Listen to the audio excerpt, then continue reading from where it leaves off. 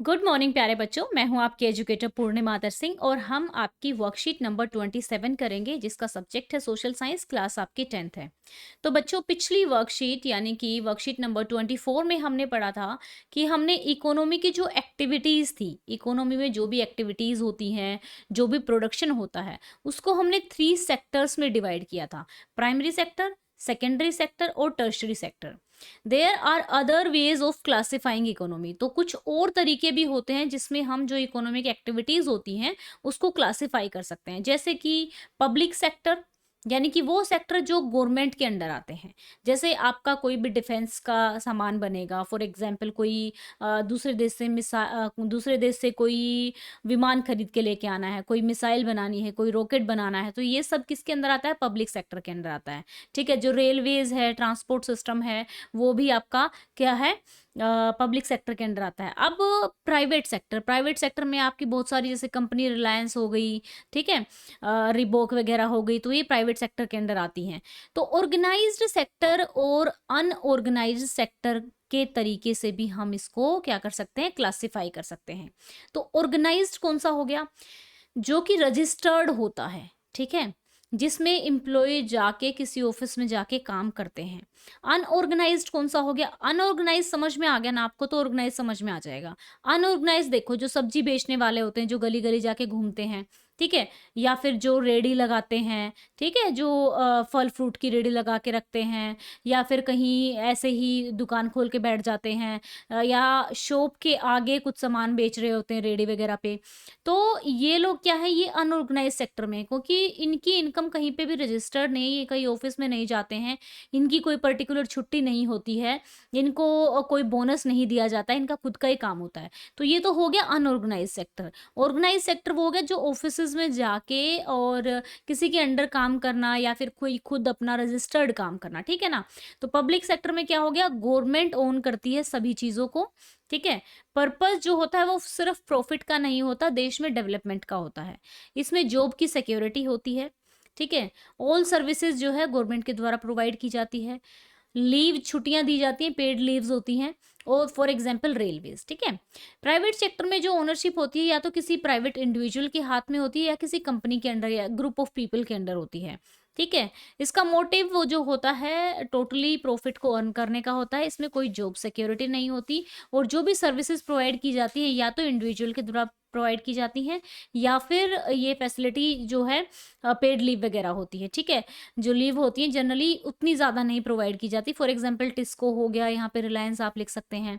अब बात करते हैं ऑर्गेनाइज सेक्टर और अनऑर्गेनाइज सेक्टर की। ऑर्गेनाइज सेक्टर में क्या होता है? फेयर वेजेस दिए जाते हैं, फिक्स्ड वर्किंग आवर्स होते हैं, सिक्योर्ड एम्प्लॉयमेंट होती है, बेनिफिट रहता है, स्कीम्स वगैरह प्रोवाइड की जाती हैं ऑफिस की तरफ से, बेटर वर्किंग कंडीशन होती है जैसे कि बैंकिंग, ठीक है। अब यहाँ पे बात करें अनऑर्गेनाइज सेक्टर में क्या होता है? बहुत कम वेजेस होते हैं, कोई फिक्स आवर्स नहीं होते हैं। जैसे फॉर एग्जांपल किसी ने अपनी कोई घर वगैरह बना रहा है, उसने मजदूर को रख लिया, तो उसकी तो कोई फिक्स आवर नहीं है, इनसिक्योर्ड एम्प्लॉयमेंट होती है, कोई ज़्यादा बेनिफिट नहीं होता है, वर्किंग कंडीशन अच्छी नहीं होती है। होकर्स होकर्स कौन होते हैं? जो गली गली जाके रेडी पर घूमते रहते हैं, ठीक है। तो चलिए बच्चों, अब इसके क्वेश्चन आंसर्स करेंगे। यही जो भी समझाया है यही आपके क्वेश्चन आंसर्स में है। तो चलिए यहाँ पे कंपेयर करना है पब्लिक सेक्टर को और प्राइवेट सेक्टर को। तो पब्लिक सेक्टर और प्राइवेट सेक्टर के दोनों के फीचर्स लिख देंगे, ये डायग्राम बना देना या फिर इसको पॉइंट की फॉर्म्स में आप लोग लिख लेना। फिर है आपका ऑर्गेनाइज्ड सेक्टर और अनऑर्गेनाइज सेक्टर। ऑर्गेनाइज सेक्टर में क्या रहता है कि किसी कंपनी के अंडर आप काम कर रहे हैं, या कहीं पे गवर्नमेंट रजिस्टर्ड कंपनी आपने खोल रखी है। अनऑर्गेनाइज में क्या होता है? आपने रेडी लगा ली, या फिर ऐसे ही कुछ इलेक्ट्रिशियन वगैरह का सामान ठीक करने के लिए आपने कोई दुकान खोल ली, तो वो उनके पास सिक्योर्ड एम्प्लॉयमेंट नहीं होती है, कोई ऐसा बेनिफिट भी नहीं होता है। अब चलते हैं, write a short note on the problem in the unorganised sector. Unorganised sector में प्रॉब्लम क्या है? वर्क की सिक्योरिटी नहीं होती है, ठीक है। लो वेजेस होते हैं, बहुत ही कम पैसे होते हैं इनके, और कोई रेगुलर लॉज या फिर हॉलीडेज भी नहीं होती हैं। अब mention 5 example of each of the public sector and private sector. तो यहाँ पे पब्लिक सेक्टर और प्राइवेट सेक्टर के आपको एग्जांपल देने थे। Defence, railway, electricity, education, atomic energy, water supply, national highway, banking भी आप लिख सकते हैं, ठीक है। बैंकिंग यहाँ पे आ जाएगा। बैंकिंग खैर अभी प्राइवेट भी है, प्राइवेट सेक्टर में प्लम्बर, टेक्नीशियन, कॉन्ट्रैक्टर, डेवलपर्स, ये डिज़ाइनर्स, ये हमारे प्राइवेट सेक्टर्स में आ जाएंगे। ठीक है बच्चों, तो ये हो गई है हमारी आज की वर्कशीट। आई होप सो आपको अच्छे से समझ में आ गई होगी।